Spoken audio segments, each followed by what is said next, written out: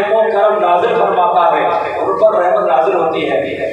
تو جو لوگ اس لائق بن جاتے ہیں کہ دوسروں پر رحم کریں تو اللہ ان پر رحمت نازل فرمائے گا۔ تو جن مسلمانوں پر اللہ تعالیٰ رحمت نازل فرماتا ہے، جن لوگوں پر اللہ تعالیٰ رحم و کرم فرماتا ہے،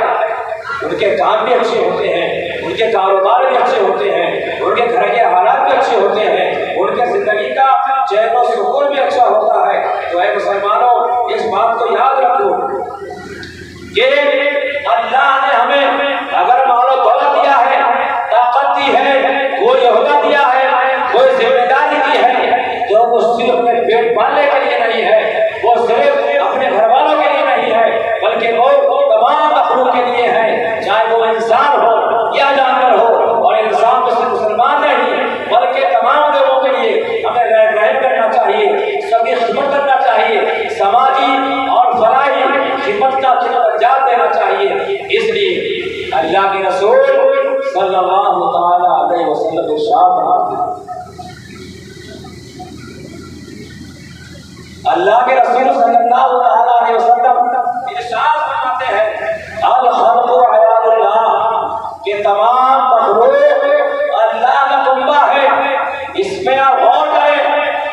اللہ کے رسول فرماتے ہیں الخلق عیال اللہ، تمام مخلوق، تمام انسان، تمام جانور، انسانوں کے علاوہ 18,000 مخلوقات، جتنی چیزوں کا اللہ تعالیٰ نے پیدا کیا ہے اور جس کے بارے میں فرمایا گیا ہے کہ اللہ تعالیٰ کے مخلوقات 18,000 مخلوقات ہے،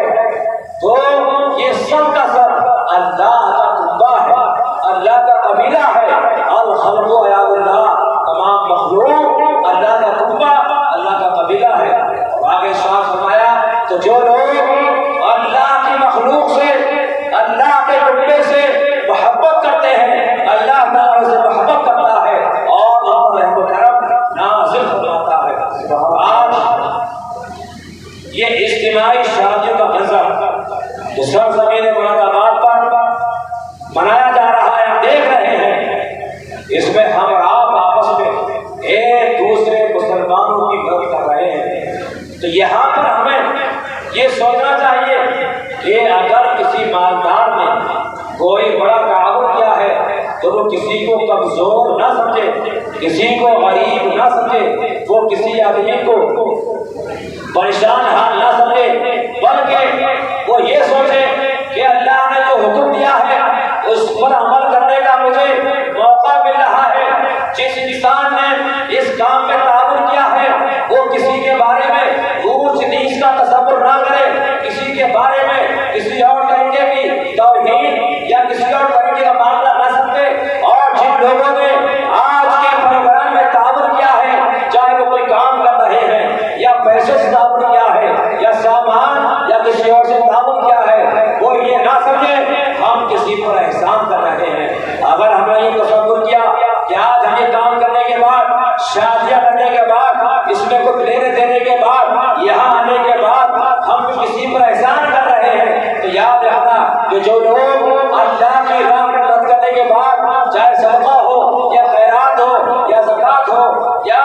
غریبوں کی مدد ہو، جو لوگ یہ کرنے کے بعد کسی پر احسان کرنا سمجھتے ہیں، تو اللہ تعالیٰ شاد فرماتا ہے، یا ایھا الذین آمنوا لا تبطلوا صدقاتکم بالمن والأذى، کہ اے لوگوں جب تم کسی کو صدقہ دو، کسی کی مدد کرو، مدد چاہے مدد کسی طریقے سے ہو، تو مدد کرنے کے بعد احسان جتا کر اپنے صدقہ و خیرات اور امداد کو باطل مت کرو، ختم مت کرو۔ لہذا ہمیں اور آپ کو یہ مسئلہ معلوم ہونا چاہیے، ہمیں اور آپ کو یاد رکھنا چاہیے، اگر ہم کبھی بھی کہیں بھی زکوٰۃ ادا کرتے ہیں یا خیرات کرتے ہیں یا صدقہ دیتے ہیں یا عشر ادا کرتے ہیں یا غریبوں کی مدد کرتے ہیں یا مسجد اور مدرسے میں ہم کہیں پر تعاون دیتے ہیں یا کہیں کسی کی مدد کرتے ہیں، اگر ہمیں یہ سمجھا کہ ہم یہ احسان کر رہے ہیں تو یہ ہمیں ثواب نہیں ملے گا، اور یہ چیز اللہ کی بارگاہ میں ہمارے اوپر مار دی جائے گی۔ لہذا ہمیں یہ اسلامی سوچ اور دینی سوچ بنانا چاہیے کہ اگر ہم نے زندگی میں کبھی کسی کی کی کہیں پر کوئی بد کی ہے، چاہے مسلمان ہو یا ہمارے برادران قطر ہو یا مسجد مدرسے کا تعاون ہو یا کسی مسلمان کا تعاون ہو یا غریب کا تعاون ہو یا کسی پریشان حال کا تعاون ہو یا کسی ضرورت مند حاجت مند کی مدد اور تعاون ہو، یہ کرنے کے بعد ہم اللہ کا شکر ادا کریں کہ اللہ نے ہمیں یہ کرنے کا موقع دیا اور یہ مجھے توفیق دی اور یہ خوش نصیبی اور خوش بختی اور سعادت مندی میرے حصے میں۔ مسلمانوں، قرآن و حدیث کی تعلیمات ہمارے لیے آپ کے لیے بہت ضروری ہے کہ جو مالدار ریاکاری کرتے ہیں، جو مالدار دکھانے کے لیے خرچ کرتے ہیں، جو مسلمان ایک دوسرے کے مقابلے کے لیے دکھاوے کے لیے کسی پر احسان جتانے کے لیے خرچ کرتے ہیں، وہ یاد رکھیں ایسا خرچ کرنے سے ہمیں اللہ کی بارگاہ کو ثواب نہیں ملے گا۔ ثواب انہیں کو ملتا ہے اور اللہ کی بارگاہ میں نیک کام پر مدد انہیں کی قبول کی جاتی ہے جو یہ نیت کرے کہ اللہ تعالیٰ کا لاکھ لاکھ شکر احسان ہے کہ اس نے ہمیں یہ موقع دیا کہ ہمیں اپنے پیسے کے ذریعے، مال و دولت کے ذریعے کسی اور طریقے سے کسی کی مدد کی۔ اور جو شخص چاہے مسجد والے ہوں یا مدرسے والے ہوں یا کوئی مسلمان ہو یا کسی بھی مسلمان کی کسی بھی موقع پر کوئی مدد وغیرہ ہو، جو لوگ اس نیت سے کرتے ہیں کہ اللہ تعالیٰ نے اللہ کا جو اس نیت سے جو لوگ قبول کر لیا کرتے ہیں تو ان لوگوں کا احسان ہے کہ ہمارا نیک کام ہو گیا اور ہم خوش نصیب لوگوں میں ہم لوگ شامل ہو گئے۔ اب اور کریں، اتنی لمبی بات ہونے کے بعد اب حضور صلی اللہ علیہ وسلم کی یہ حدیث پاک سنیں کہ جو لوگ رات سے یہاں کام کر رہے ہیں، کئی دن سے اس کام میں لگے ہوئے ہیں، جو لوگ صبح سے یہاں انتظام میں لگے ہوئے ہیں، جن لوگوں نے اس شادی کے معاملے میں تعاون کیا، اللہ کے رب کو خوش کرنے کے لیے جنہوں نے یہ نیک کام کیا، تو حضور صلی اللہ تعالی وسلم کا یہ فرمان عالی شان سماعت کریں۔ اللہ کے رسول فرماتے ہیں واللہ فی عون العبد ما کان العبد فی عون اخیہ، یہ ترمذی شریف کی سے بات ہے۔ اللہ کے رسول پیارے حبیب نبی کریم علیہ الصلوۃ والتسلیم ارشاد فرماتے ہیں کہ جو مسلمان بندہ جب تک اللہ کے کسی بندے کی مدد میں لگا رہتا ہے اس وقت اللہ تبارک و تعالیٰ اس بندے کی مدد کرنے میں لگا رہتا ہے۔ اب غور کریں، واللہ فی عون العبد، اللہ تعالیٰ اس مسلمان بندے کی مدد فرماتا رہتا ہے، اس وقت تک اللہ تعالیٰ اس مسلمان کی مدد فرماتا رہتا ہے۔ ما کان العبد فی عون اخیہ، جب تک وہ مسلمان دوسرے کسی اللہ کے بندے کی مدد میں لگا رہتا ہے۔ اب غور کریں کہ کسی کی مدد کرنے کے لیے یہاں لوگ کئی دن سے لگے ہوئے ہیں، انتظام میں لگے ہوئے ہیں، صبح سے کام میں لگے ہوئے ہیں، جو لوگ تعاون میں لگے ہوئے ہیں، تو جب تک وہ یہ نیت کریں کہ ہم اللہ کو راضی کرنے کے لیے، نیکی اور ثواب کے لیے، اللہ کی رضا اور خوشنودی کے لیے اس کام میں لگے ہوئے ہیں، اللہ کے بندوں کی ہم مدد میں لگے ہوئے ہیں، اگر اس میں سے جو لوگ یہاں کام کر رہے ہیں ان کے لیے یہ اللہ کے رسول کی خوشخبری ہے، بشارت ہے کہ جب تک وہ اس کام میں لگے رہیں گے اللہ تعالیٰ ان کے اوپر نظر رحمت فرماتا رہے گا اور برابر ان کی مدد فرماتا رہے گا۔ اب ہمیں سے معلوم ہوا کہ جب تک ایک مسلمان دوسرے مسلمان کی مدد میں لگا رہتا ہے اس وقت اللہ تعالیٰ اس کی مدد فرماتا رہتا ہے۔ اس سے معلوم ہوا کہ جو لوگ اس وقت اللہ کے بندوں کی مدد میں لگے ہوئے ہیں تو اللہ تعالیٰ کی رحمت اور اللہ تعالیٰ کی مدد اور نصرت ہمارے شامل حال۔ لہذا ہمیں اور آپ کو اپنی سوچ یہ اسلامی سوچ بنانا چاہیے اور اللہ کا یہ شکر ادا کرنا چاہیے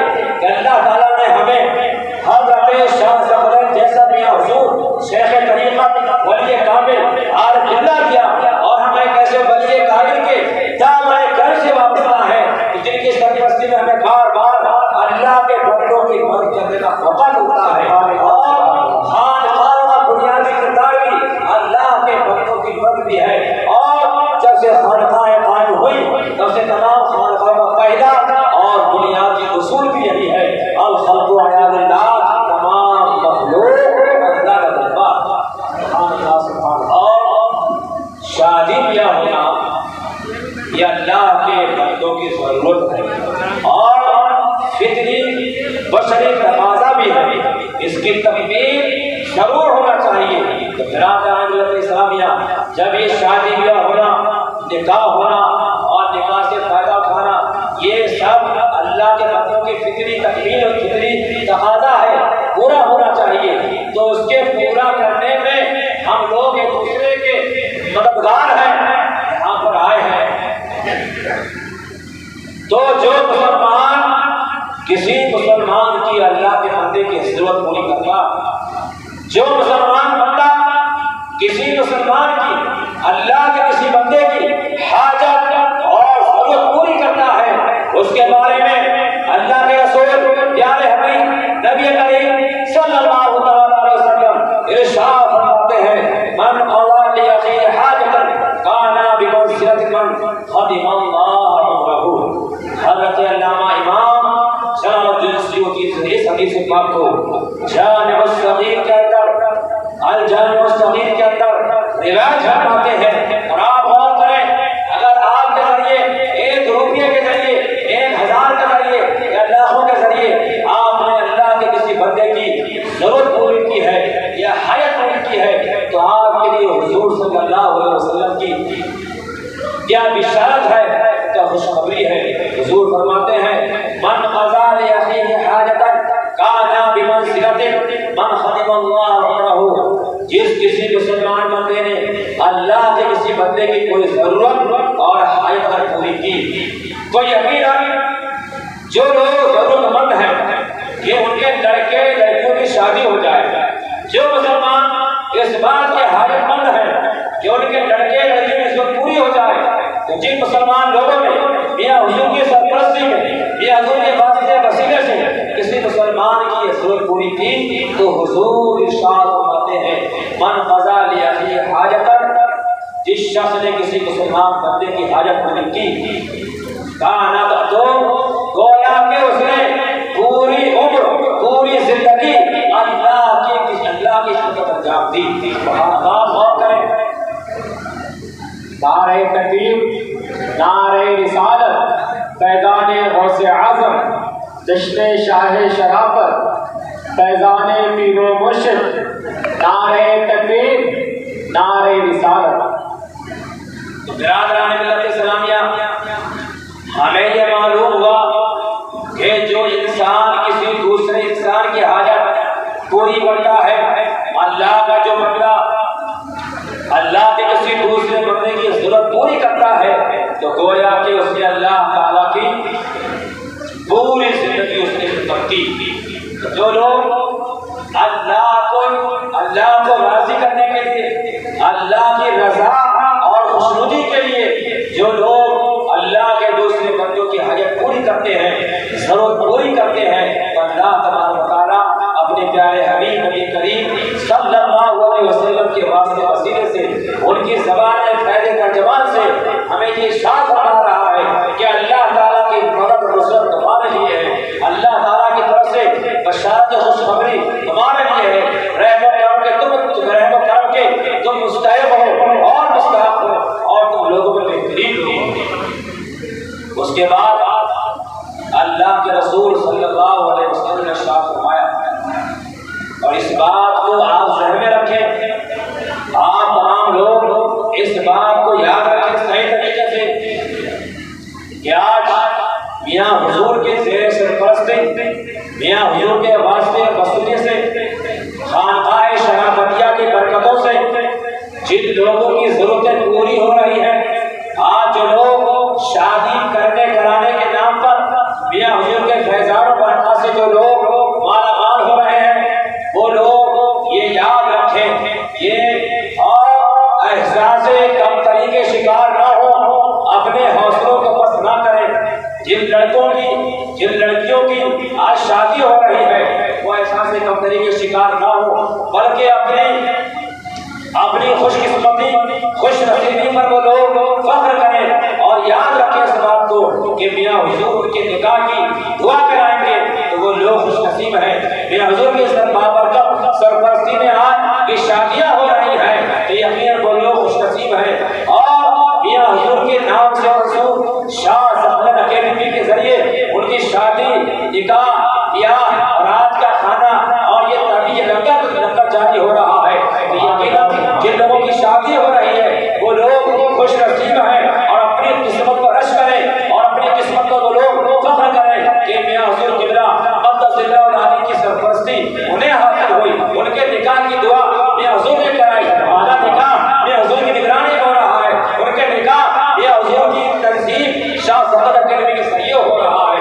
یقیناً ان نوجوان دولہا دلہن راج کے رشتے ازدواج میں منسلک ہونے والے نوعمر لڑکے لڑکی کی خوش نصیبی ہے۔ سبحان اللہ، نعرہ تکبیر، نعرہ رسالت، حضرت شاہ سملین اکیڈمی آف انڈیا، نعرہ تکبیر۔ تو جن لوگوں کے ذریعے آج یہ اجتماعی شادیاں منعقد ہو رہی ہیں، تمہارے مالدار لوگ اور یہاں تعاون کرنے والے سنیں، تمہارے پاس کتنا ایمان صحیح، تمہارے پاس کتنی دولت صحیح، یہ کسی کام کی نہیں، یہ تمہاری بھی خوش نصیبی ہے کہ میاں حضور کے ذریعے، تمہارے مال و دولت کے ذریعے اللہ کے دوسرے بندوں کا کام ہو رہا ہے، اور یہ خوش نصیبی، سعادت مندی، خوش بختی تمہارے حصے میں آ رہی ہے۔ اس لیے جہاں ایک طرف اور نوجوان کی شادیاں ہو رہی ہیں، آج کی جو دولہا ہے، آج کی جو دلہنیں ہیں، ان لوگوں کا احسان ہے کہ ان لوگوں کے واسطے، ان لوگوں کے ذریعے، ان لوگوں کے بارے پر ہمیں اور آپ کو میاں حضور کے ذریعے اللہ کے کچھ بندوں کا تعاون اور مدد کرنے کی خوش نصیبی، خوش بختی حاصل ہوئی۔ اللہ کے رسول صلی اللہ تعالی علیہ وسلم ارشاد فرماتے ہیں، من اغاث ملہوفا كتب اللہ لہ 73 مغفرة واحدة منها صلاح امره كله و72 له درجات یوم القیامہ۔ یہ حدیث پاک امام سیوطی نے جامع صغیر کے اندر نقل فرمائی ہے، روایت کی ہے۔ آپ تمام حضرات اس ارشاد رسول پر توجہ دیں، اور جو حدیث پاک میں نے ابھی تلاوت کی، اس میں اللہ کے رسول کیا ارشاد فرماتے ہیں، آپ حضرات توجہ سے سنیں اور اپنی قسمتوں پر، اپنی خوش بختیوں پر خوش ہو جائیں اور رش کریں۔ حضور نے ارشاد فرمایا، من اغاث ملہوفا، جس کسی مسلمان نے کسی پریشانی میں گھرے شخص کی مدد کی، كتب اللہ لہ 73 مغفرة، اللہ تعالیٰ اس کے نامہ اعمال میں 73 نیکیاں لکھتا ہے۔ اب آپ غور کریں، اللہ کے رسول فرماتے ہیں، من اغاث ملہوفا، مصیبت و پریشانی میں گھرے کسی شخص کی اگر آپ نے مدد کی، اللہ تعالیٰ مدد کرنے والے کے نام اعمال میں 73 نیکیاں لکھے گا۔ اس میں سے ایک بدلہ یہ ہے کہ اس کے تمام کام صحیح ہو جائے گا۔ اس ارشاد رسول پر غور کریں، اور حضرت پیر مرشد میاں حضور اللہ کی بابر کا سرپرستی میں آج یہ بہت بڑی اجتماعی شادیوں کا منظر ہے، اس کے بارے میں غور کریں اور سوچیں کہ اللہ تعالیٰ نے ہمیں اپنے پیارے حبیب کے ذریعے کتنی بڑی سعادت عطا فرمائی ہے کہ اللہ کے رسول ارشاد فرماتے ہیں، من اغاث ملہوفا، کسی مسلمان نے کسی مصیبت میں گھرے اور ہنسے شخص کی مدد کی، كتب اللہ لہ 73 مغفرة، اللہ تعالیٰ اس کے نام اعمال میں 73 نیکیاں لکھے گا۔ ان 73 نیکیوں میں سے ایک یہ ہے، صلاح امرہ کلہ، کہ اس کے تمام کام بگڑے کام بن جائیں گے، اس کے تمام کام اچھے ہو جائیں گے، تمام کام صحیح ہو جائیں گے، اور 72 نیکیوں کے بدلے میں اللہ تعالیٰ 72 نیکیوں کا بدلہ اللہ تبارک و تعالیٰ میدان محشر میں بروز قیامت عطا فرمائے گا۔ سبحان اللہ، سبحان اللہ۔ اب آپ سے میری گزارش ہے کہ میں جو بیان کر رہا ہوں، آپ یہ نہ سمجھیں کہ تقریر ہو رہی ہے، کیونکہ تقریر کا معاملہ الگ ہو گیا ہے کہ تقریر اچھی ہوئی، ایسی ہوئی، ویسی ہوئی، سنا اس کو جب سے سنا کر نکال دیا۔ آپ یہ سمجھیں یہ حدیث پاک ہے، یہ ارشاد رسول ہے، اور یہ آپ کو، ہم سب کو اس کے ذریعے کیا درس مل رہا ہے اور کیا عبرت مل رہی ہے، اور کتنے بڑے ہم لوگ، کتنے بڑے سعادت مند ہے اور ہماری خوش بختی ہے کہ اگر ہمارے ذریعے کسی کی پریشانی دور نیکیاں عطا فرمائے گا اور ہمارے نام اعمال میں 73 نیکیاں لکھی جائیں گی. ان 73 نیکیوں میں سے ایک نیکی کے بدلے اللہ تعالیٰ دنیا میں ہمارے تمام بگڑے کاموں کو بنا دے گا اور 72 نیکی کا بدلہ اللہ تعالیٰ کے دن ہمیں عطا فرمائے گا. سبحان اللہ سبحان اللہ. نعرہ تکبیر، نعرہ رسالت، جشن شان شرافت. اب آپ حضرات نے ارشادات رسول احادیث رسول کی روشنی کے سمجھ گئے آپ لوگ کہ کسی اللہ کے بندے کی مدد کرنا کتنا بڑا نیک کام ہے. یہاں پر میں ایک بات دوہرا رہا ہوں، دوبارہ عرض کر رہا ہوں. وہ بات یہ ہے کہ یقیناً آج بہت بڑا کام ہو رہا ہے. اللہ کی بارگاہ میں میاں حضور کی محبوبیت اور مقبولیت کا یہ اعلان ہے اور ثبوت ہے اس بات کا یہ کہ میاں حضور کی سرپرستی میں اتنے عظیم شان اللہ کے نیک بندوں کے ضروریات کے کام پورے ہو رہے ہیں. مگر جو لوگ اس میں حصہ لیتے ہیں وہ اپنی سوچ کو مسلمان کریں، اپنی سوچ اور فکر اور دل و دماغ کو مکمل طریقے سے مسلمان بنائیں اور اس بات کو یاد رکھیں کہ جب کہیں وہ اللہ کے بندوں کی مدد کریں یا کہیں پر تعاون پیش کریں یا کہیں کسی کے کام آ جائیں تو یہ نہ سمجھیں کہ ہم نے کسی کا احسان کیا ہے یا کسی کو چندہ کیا ہے. تمہارے چندے سے کوئی کام نہیں ہوتا ہے، تمہارے کام آنے سے کام نہیں ہوتا ہے، بلکہ یہ اللہ کی بارگاہ میں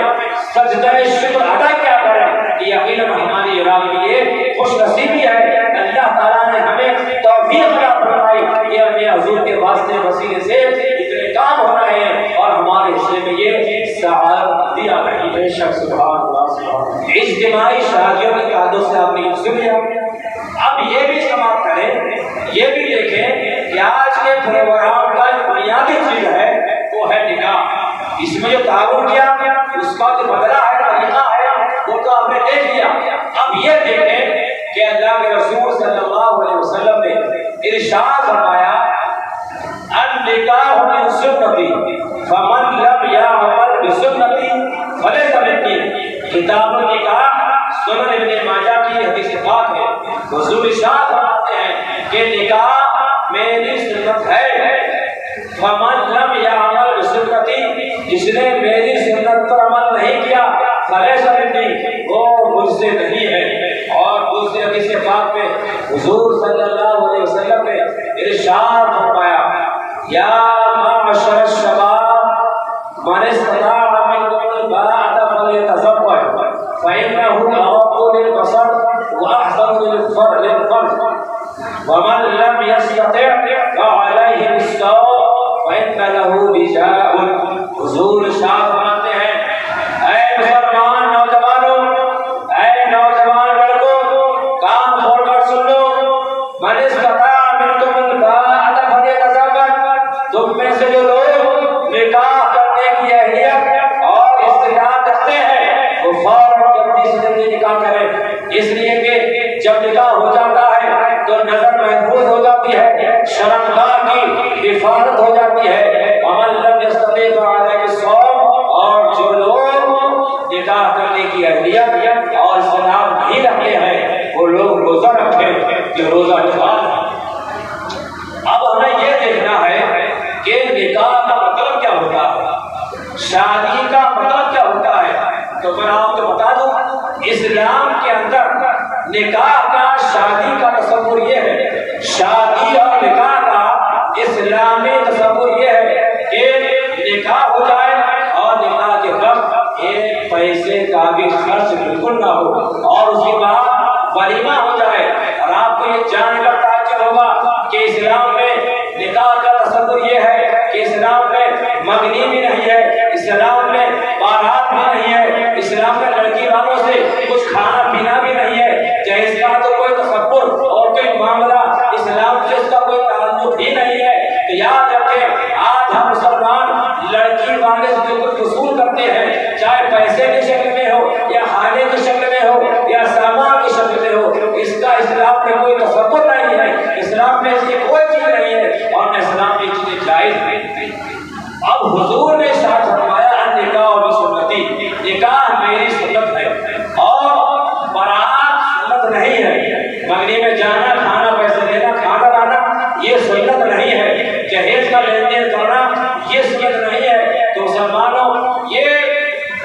حضور نے ارشاد فرمایا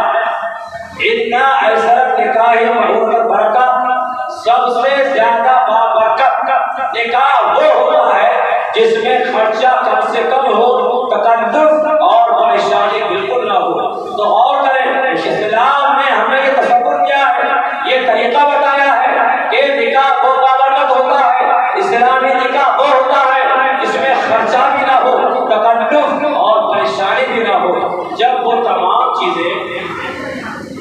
جو آپ مسلمان شادی کے نام پہ کر رہے ہیں وہ اسلام کے اندر نہیں ہے اور ضرورت بھی نہیں ہے، تو ہم نے آج بڑے بڑے خرچے اپنے ذمے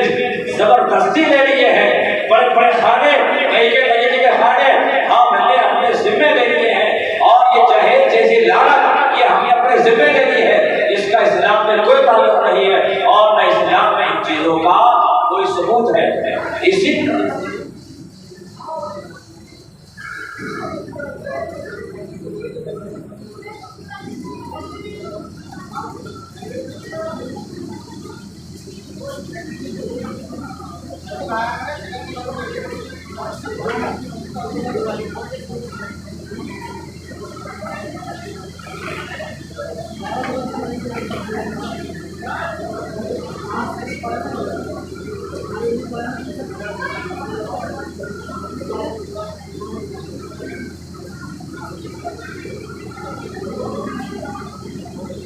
درود پاک پڑھے، اللہم صلی علی سیدنا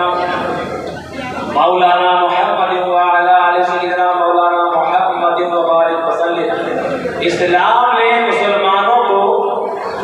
یہ درس دیا ہے، آئیڈیا دیا ہے کہ نکاح کو اتنا آسان کر دو کہ زنا مشکل ہو جائے، اور آج مسلمانوں نے حالات یہ بنا رکھے ہیں کہ نکاح کو اتنا مشکل کر دیا ہے، شادی کو اتنا مشکل کر دیا ہے کہ آج زنا مشکل ہو گیا، کیا زنا آسان ہو گیا ہے۔ تو برادران ملت اسلامیہ، آپ تمام حضرات کو سوشل میڈیا کے ذریعے، فیس بک اور واٹس ایپ کے ذریعے، موبائل کے ذریعے یہ معلوم ہوگا کہ آج ہندوستان کے حالات بہت خراب ہو چکے ہیں۔ مسلمانوں کے تعلق سے، بالخصوص مسلمانوں کی لڑکیوں کے تعلق سے بہت برا حال چل رہا ہے، اور آپ تمام کے تمام مسلمان جو شادیوں میں بیجا خرچہ کرتے ہیں، شادیوں میں غلط غیر اسلامی رسم و رواج کرتے ہیں، جو مسلمان شادی کے اندر بدعات اور خرافات کرتے ہیں، تمام مسلمان اس بات کے ذمہ دار ہیں کہ پورے ہندوستان کے اندر مسلمانوں کی لڑکیاں غیروں کے ساتھ جا رہی ہیں، مسلمانوں کی لڑکیاں کافر ہو رہی ہیں، مشرک ہو رہی ہیں، اور جن لوگوں کو معلوم ہے انہیں معلوم ہوگا، اور جنہیں معلوم نہیں ہے وہ سن لیں کہ آج ہندوستان میں تمہارا یہ حال ہے، تمہاری لڑکیوں کا یہ عالم ہے، مسلمانوں کی لڑکیوں کا یہ عالم ہے کہ مسلمانوں کی 10 لاکھ لڑکیاں کافر اور مشرک ہو کر کافروں سے، ہندو لڑکوں سے نکاح کر چکی ہیں، اور دوسروں کا عالم یہ ہے کہ وہ لوگ یہ مشن چلا رہے ہیں کہ مسلمانوں کی ابھی 40 لاکھ لڑکیاں اور کافر کر کے ہندو لڑکوں سے نکاح کرنا ہے۔ تو مسلمانوں اس کا ذمہ دار کون ہے؟ ہم خود ذمہ دار ہیں۔ شادیوں میں ہم وہ خرچے کرتے ہیں، اسلام نے منع کیا ہے، شادی کے اندر ہم وہ خرچے کرتے ہیں جو حرام ہے، بالکل حرام ہے، اور لڑکی والوں سے کچھ بھی لینا یہ اتنا بڑا گناہ ہے جیسے رشوت لینا، لڑکی والوں کے کچھ کھانا ایسے کھانا ہے جیسے رشوت کھانا۔ ہم نے نکاح کو اتنا مشکل کر دیا ہے کہ آج مسلمانوں کی لڑکیاں بہت تیزی سے، بہت زیادہ غیروں کے ساتھ جا رہی ہے۔ اس کی وجہ یہ ہے کہ آج مسلمانوں کی زندگی کا مقصد، نسب العین یہ ہے کہ ہم اپنے پیسہ کماتے ہیں، کاروبار کرتے ہیں، صرف 2 کاموں کے لیے، ایک اپنی بلڈنگ بنانے کے لیے، اور دوسرے لڑکے لڑکوں کی مہنگی مہنگی حرام طریقے سے شادی کرنے کے لیے۔ تو مسلمانوں،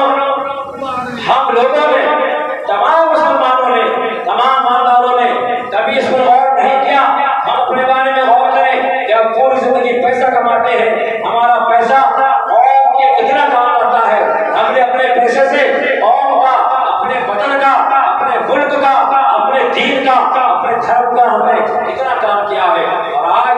جو علاقے پورے مسلمانوں کے ہیں، وہاں صحیح معنی میں آج مسلمانوں کا کوئی اچھا بڑا نہ ادارہ موجود ہے، نہ مدرسے موجود ہے، نہ کالج موجود ہے، نہ یونیورسٹی موجود ہے۔ اور مسلمانوں کے اندر بہت بڑی کمیاں ہیں کہ ہم تعلیم سے دور ہیں، ہمارے پاس اچھی تعلیم نہیں ہے، ہم نے اپنی اولاد کو اعلیٰ تعلیم سے آراستہ نہیں کیا، ہم نے اپنے اولاد کو اچھی تعلیم نہیں دی، اور ہماری مسلمان لڑکیاں جو غیروں کے ساتھ بھاگ رہی ہیں اور مسلمان کی بجائے وہ کافر ہو رہی ہے، اس کی وجہ یہ ہے کہ ہم نے اپنے اولاد کو عقیدہ توحید سکھایا نہیں ہے، ہم نے اپنی اولاد کو ہم نے اپنی اولادوں کا عقیدہ رسالت مضبوط نہیں کیا ہے۔ آج ہمارا تمہارا کسی کا عقیدہ مضبوط نہیں ہے، جو کچھ ہم نے اپنے بزرگوں سے سنا، گھر والوں سے سنا، ادھر ادھر سنا، صرف اسی حد تک ہمارا ایمان ہے، ہمارا عقیدہ ہے۔ اگر کتابی شکل میں، اگر اچھے طریقے سے تعلیم کے انداز میں ہم نے اپنا عقیدہ مضبوط کیا ہوگا تو آج ہمارے نوجوان نسل جو مرتد ہو رہی ہے، ارتداد کی آندھی کی شکار ہو رہی ہے، اس میں ہماری اولادیں نہ پھنستی، ہم پریشان نہ ہوتے۔ تو آج پورے ہندوستان میں مسلمانوں کے لیے سب سے بڑی فکر کی جو بات ہے، ہندوستان کے تمام مسلمانوں کے لیے جو لمحہ فکریہ ہے وہ یہ ہے کہ شادیوں کے اخراجات بالکل ختم کر دیے جائیں، اور جو نوجوان لڑکے لڑکیاں ادھر ادھر بے راہ رہنے کے شکار ہو رہے ہیں، ادھر ادھر دھرم میں جا رہے ہیں، ان کو مرتد ہونے سے اور کافر اور مشرک ہونے سے بچایا جائے۔ اور اللہ کے رسول نے ارشاد فرمایا کہ جیسے ہی اولاد بالغ ہو جائے اور اس کے نکاح کی تیاری کرو اور جلدی کرو۔ برادران ملت اسلامیہ، یہ آج اجتماعی نکاح کا پیغام آپ تمام حضرات کے لیے ہے کہ ہم نے شادیوں میں جو غلط بھیجا رسم و رواج کر لیے ہیں، ادا کرتے ہیں، انہیں ختم کر دیں، اور جن لڑکیوں کی شادی ہو رہی ہے وہ اور ان کے رشتے دار اس بات پر دھیان دیں اور غور کریں، میاں حضور کی صحت و سلامتی کے لیے وہ دعا کریں، میاں حضور کا شکریہ ادا کریں۔ کیا اس طریقے سے اگر آپ کی شادیاں ہو رہی ہیں، شاہ سقلین اکیڈمی کے زیر اہتمام آپ کے اجتماعی نکاح ہو رہے ہیں، تو آپ بے شمار طریقے کے غلط رسم و رواج، بدعات، خرافات، بے جا رسم و رواج سے آپ لوگ پاک ہو کر صحیح نکاح ہو رہا ہے۔ یقیناً آج وہ لوگ خوش نصیب ہیں جن کے نکاح ہو رہے ہیں، اور وہ خوش نصیب اس لیے ہے کہ میاں حضور کی سرپرستی کی وجہ سے، میاں حضور کی برکت اور فیض کی وجہ سے وہ لوگ بہت سی بے جا رسم و رواج اور خرافات سے وہ لوگ پاک ہیں۔ اور آج کے اس نکاح میں کوئی رسم و رواج، بے جا خرافات اور بدعات نہیں ہوتی۔ اس لیے مسلمانوں، ہمیں اور آپ کو یاد رکھنا چاہیے کہ اللہ تبارک و تعالیٰ کی بارگاہ میں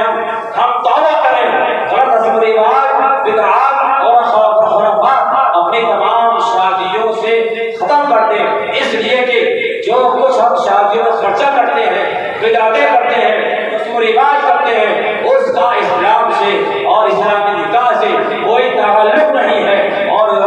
اسلام تمام باتوں کو ختم کرنے کے لیے آیا ہے۔ ہم لوگ جب تک اپنی داڑھی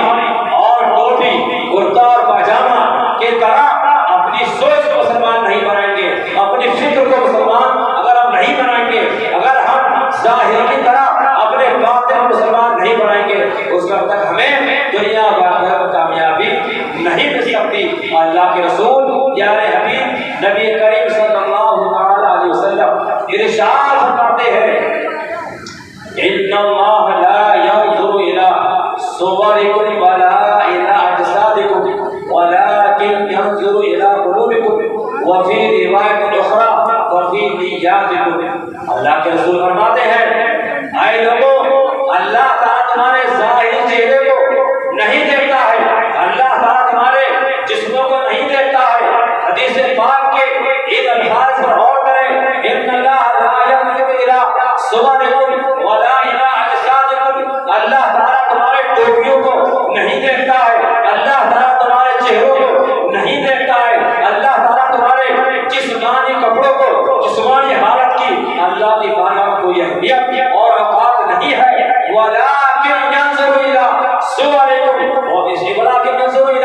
قلوبکم ونیاتکم، اللہ تعالیٰ تمہارے دلوں کو دیکھتا ہے اور تمہاری نیتوں کو دیکھتا ہے۔ تو اس حدیث پاک سے ہمیں اور آپ کو معلوم ہوا کہ کوئی آدمی ظاہری طور پر اچھی سی بڑی سی ٹوپی لگا لے، چہرے پہ کوئی اگر خوبصورت داڑھی سجا لے، اچھے سے صفائی اور شفاف اور مہنگے کپڑے پہنتے، تو ان تمام چیزوں کے اللہ کی بارگاہ میں کوئی اوقات نہیں ہے، بلکہ اللہ تعالیٰ یہ دیکھتا ہے اس کا دل کیسا ہے، اس کی نیت کیسی ہے۔ لہٰذا ہمیں اور آپ کو اپنی نیت درست کرنا چاہیے، اپنی فکر درست کرنا چاہیے، اپنے دل و دماغ کو اسلام بنانا چاہیے۔ جب تک ہمارا تزکیہ قلب نہیں ہوگا، جب تک ہمارا تزکیہ نفس نہیں ہوگا، جب تک ہمارا تطہیر قلوب و اذہان نہیں ہوگا، اس وقت مسلمانوں ہم اور آپ کامیاب نہیں ہو سکتے، اور نیک اعمال کا بدلہ اور ثواب اور نیکیوں کی جزا تو مرنے کے بعد نہیں مل سکتی۔ لہٰذا اس بات کو آپ یاد رکھیں، اگر ہم مسلمان ہونے کا دعویٰ کرتے ہیں اور ہمارے دلوں میں کسی بھی مسلمان سے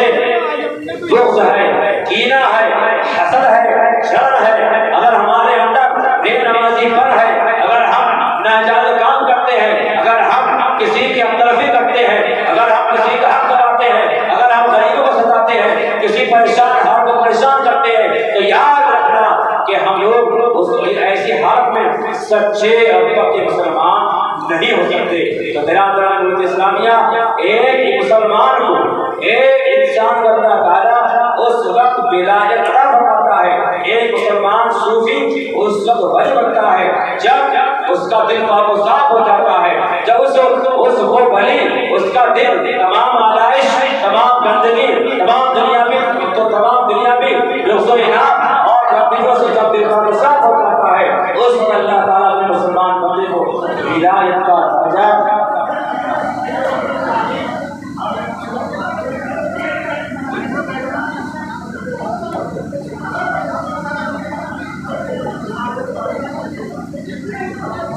نعرہ تکبیر،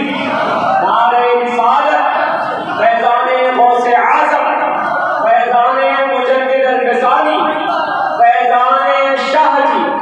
فیضان بشیری، فیضان شاہ شرافت، فیضان شاہ شرافت، آنکھوں کی ٹھنڈک دل کا چین، آنکھوں کی ٹھنڈک دل کا چین، آنکھوں کی ٹھنڈک دل کا چین، فیضان شاہ شرافت، فیضان شاہ شرافت، فیضان شاہ شرافت، نعرہ تکبیر، نعرہ رسالت، فیضان غوث اعظم، فیضان مجدد الغزالی، فیضان شاہ شرافت، آمد پیر و مرشد، آمد پیر و مرشد، آنکھوں کی ٹھنڈک دل کا چین، آنکھوں کی ٹھنڈک دل کا چین۔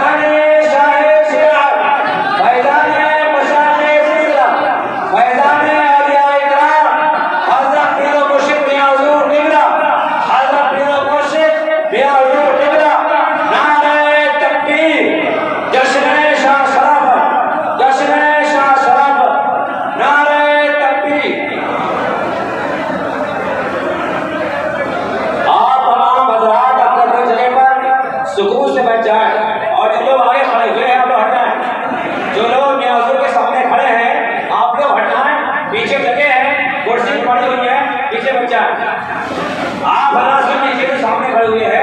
आपके दाएं बाएं आपके सामने कुर्सी खड़ी होनी चाहिए, आप सब बैठ जाएं। आप तमाम फरासियों आप शोर शराबा ना करें, और यहाँ पर शोर शराबा करना, ये सब करना मियां हुजूर की मौजूदगी में नामुनासिब है। यहाँ मियां हुजूर के अदब एहतराम का तकाजा ये है कि आप अगर दाएं बाएं हो जाएं, जिसको जहाँ रहे मेरे बाहर पुरसकून में आप